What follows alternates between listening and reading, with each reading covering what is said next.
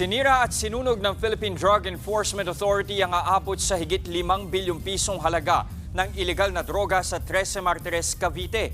Para sa ibang detalye, makakausap natin sa linya ng telepono si News 5 correspondent JC Cosico. JC, anong mga droga ba yung sinira ng PIDEA dyan kanina?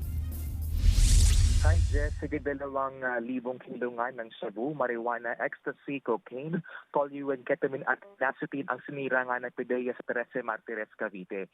Kasama ring sinira ang libo-libong mililiter ng liquid cocaine, liquid meth, liquid marijuana at expired na mga gamot.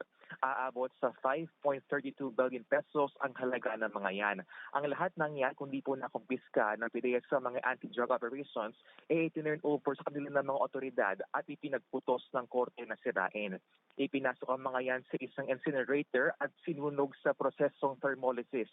Ayon nga sa PIDEA, ito ay para ipakita sa publiko na ang mga nakumpiskang droga ay hindi na nare-recycle o nagagamit pa.